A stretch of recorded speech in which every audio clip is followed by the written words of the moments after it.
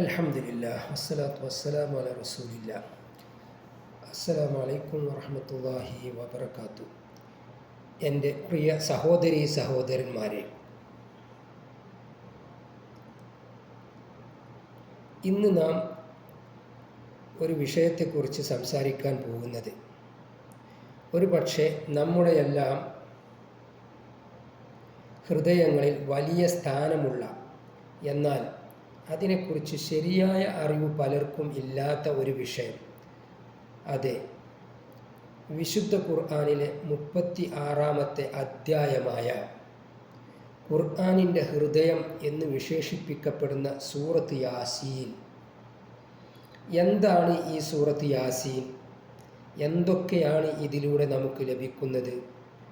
എന്തൊക്കെയാണ് ഇതിനെക്കുറിച്ചുള്ള തെറ്റിദ്ധാരണകൾ? ഈ രണ്ട് കാര്യങ്ങളെ ആസ്പദമാക്കി ചില കാര്യങ്ങൾ നിങ്ങളോട് സംസാരിക്കാനാണ് ആഗ്രഹിക്കുന്നത്. സൂറത്ത് യാസീൻ എന്തൊക്കെയാണ്? പ്രിയമുള്ളവരെ, സൂറത്ത് യാസീൻ കേവലം ഒരു അധ്യായം മാത്രമല്ല, അത് സത്യവിശ്വാസിയുടെ ജീവിതത്തിൽ ആഴത്തിൽ വേരൂന്നിയ ഒരു മാർഗരേഖയാണ്. നബി സല്ലല്ലാഹു അലൈഹി വസല്ലമ തങ്ങൾ പറഞ്ഞതായി ഒരു ഹദീസിൽ കാണാൻ സാധിക്കും, എല്ലാറ്റിനും ഒരു ഹൃദയമുണ്ട്. ഖുർആനിൻ്റെ ഹൃദയം യാസീനാണ്.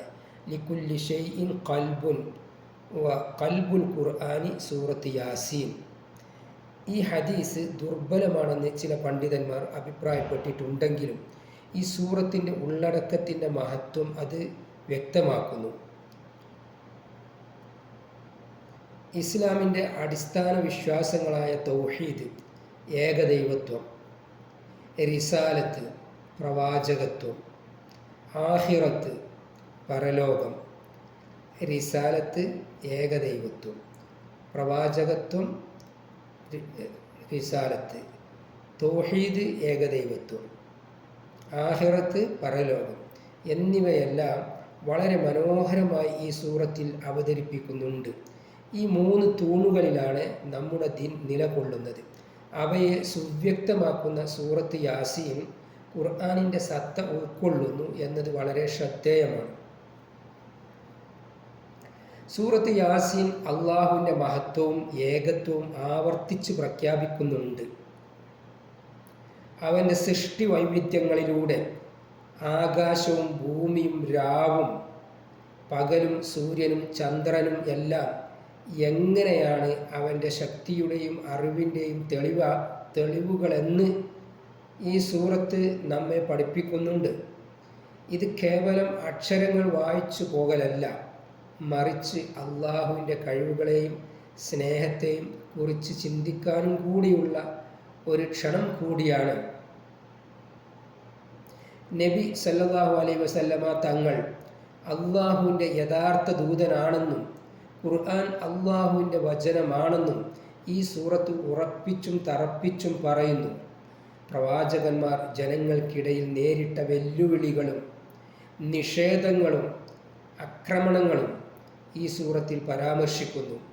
ഒരു പട്ടണത്തിലെ ആളുകളിലേക്ക് അള്ളാഹു അയച്ച ദൂതന്മാരെ അവർ നിഷേധിച്ചതിൻ്റെ കഥ, അവർ തല്ലിക്കൊന്നതിൻ്റെ കഥ, സത്യം പ്രചരിപ്പിക്കുന്നവർ നേരിടേണ്ടി വരുന്ന പ്രതിസന്ധികളെയും എന്നാൽ സത്യത്തിന് എന്നും വിജയം ഉണ്ടാകുമെന്നതിനെയും ഈ സൂറത്ത് യാസീൻ നമ്മളെ ഓർമ്മപ്പെടുത്തുന്നു. പുനരുദ്ധാനവും സൂറത്ത് യാസീൻ വളരെ ശക്തമായി ഊന്നിപ്പറയുന്ന ഒരു വിഷയമാണ്. പരലോക ജീവിതം, മരിച്ചു മണ്ണായിപ്പോയ ശേഷം എങ്ങനെയാണ് വീണ്ടും ജീവൻ നൽകപ്പെടുക എന്ന് സംശയിക്കുന്നവർക്ക് അള്ളാഹുവിൻ്റെ കഴിവുകൾ ഉദാഹരണങ്ങളിലൂടെ ഈ സൂറത്ത് വരച്ചു കാട്ടുന്നു. ഓരോ മനുഷ്യനും അവൻ്റെ കർമ്മങ്ങൾക്ക് ഉത്തരം പറയേണ്ടി വരുമെന്നും സ്വർഗവും നരകവും സത്യമാണെന്നും ഈ സൂറത്ത് നമ്മെ ഓർമ്മിപ്പിക്കുന്നു. ഇത് കേവലം ഒരു കഥയല്ല, മറിച്ച് നമ്മുടെ ജീവിതത്തെ ചിട്ടപ്പെടുത്താനുള്ള ഒരു ഓർമ്മപ്പെടുത്തൽ കൂടിയാണ്. സൂറത്ത് യാസീൻ പാരായണം ചെയ്യുന്നത് പലപ്പോഴും മനസ്സമാധാനത്തിനും ദുരിതങ്ങളിൽ നിന്ന് ആശ്വാസം ലഭിക്കുന്നതിനും കാരണമാകുമെന്ന് പലരും വിശ്വസിക്കുന്നു. ഹദീസുകളിൽ ഇതിനെക്കുറിച്ച് വ്യക്തമായ പ്രമാണങ്ങൾ ദുർബലമാണെങ്കിലും ഖുർആനിൻ്റെ ഏതൊരു ഭാഗവും പാരായണം ചെയ്യുന്നത് കൊണ്ട് അള്ളാഹുവിൻ്റെ പ്രീതിയും പ്രതിഫലവും നേടിത്തരും എന്നത് ഉറപ്പാണ്. പ്രതിസന്ധി ഘട്ടങ്ങളിൽ ഖുർആനിൻ്റെ വചനങ്ങൾ മനസ്സിൽ ആശ്വാസം നൽകുന്നത് സ്വാഭാവികമാണ്. എന്നാൽ എന്തൊക്കെയാണ് സൂറത്ത് യാസീൻ അല്ലാത്തത്? അഥവാ ഇതുവരെ നാം നിങ്ങളോട് സംസാരിച്ചത് സൂറത്ത് യാസീൻ എന്തൊക്കെയാണ് എന്ന വിഷയത്തെക്കുറിച്ചായിരുന്നു. ഇനി സൂറത്ത് യാസീൻ എന്തൊക്കെ അല്ല എന്നതും കൂടി പറയാൻ ആഗ്രഹിക്കുന്നു. ഇനി സൂറത്ത് യാസീനെ കുറിച്ച് നിലനിൽക്കുന്ന ചില തെറ്റിദ്ധാരണകളെക്കുറിച്ചും വ്യക്തതയില്ലാത്ത കാര്യങ്ങളെക്കുറിച്ചും നമുക്ക് സംസാരിക്കേണ്ടതുണ്ട്. സൂറത്ത് യാസീൻ ഏതെങ്കിലും തരത്തിലുള്ള ഒരു മാന്ത്രിക ശക്തി ഉണ്ടെന്ന് വിശ്വസിക്കുന്നത് ഇസ്ലാമികമല്ല. ഖുർആൻ എന്നത് അള്ളാഹുവിൻ്റെ വചനമാണ്.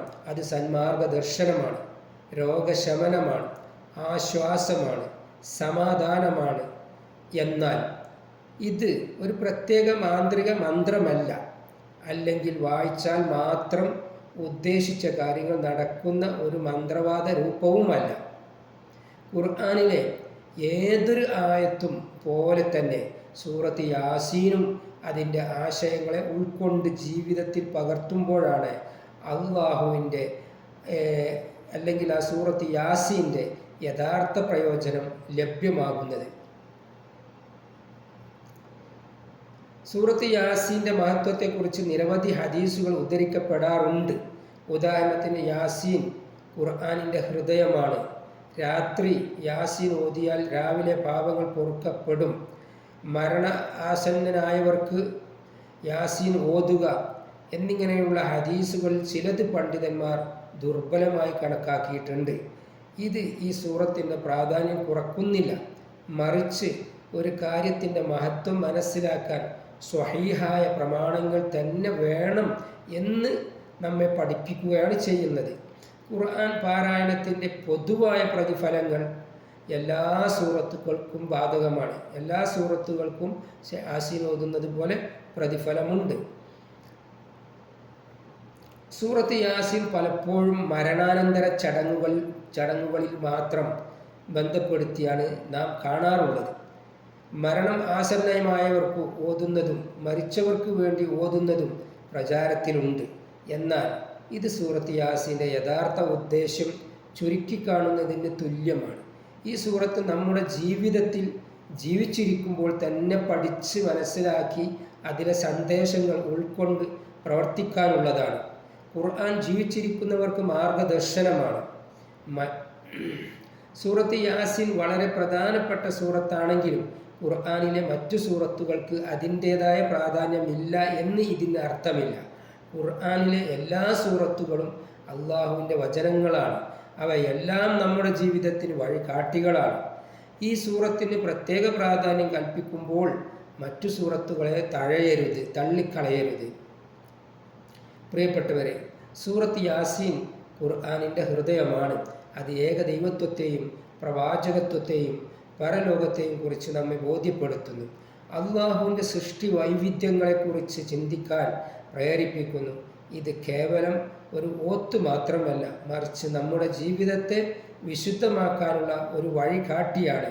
തെറ്റിദ്ധാരണകളിൽ നിന്ന് മാറി ഈ സൂറത്തിനെ അതിൻ്റെ ശരിയായ യഥാർത്ഥത്തിൽ ഉൾക്കൊണ്ട് അതിലെ സന്ദേശങ്ങൾ ജീവിതത്തിൽ പകർത്തി ജീവിക്കാൻ നമുക്കും സാധിക്കണം. അള്ളാഹു നമുക്കെല്ലാവർക്കും തൗഫീഖ് നൽകി അനുഗ്രഹിക്കുമാറാകട്ടെ. ആമീൻ. വആഖിറു ദഅവാനാ അനിൽ ഹംദുലില്ലാഹി റബ്ബിൽ ആലമീൻ. അസ്സലാമു അലൈക്കും വറഹ്മത്തുള്ളാഹി വബറകാതുഹു.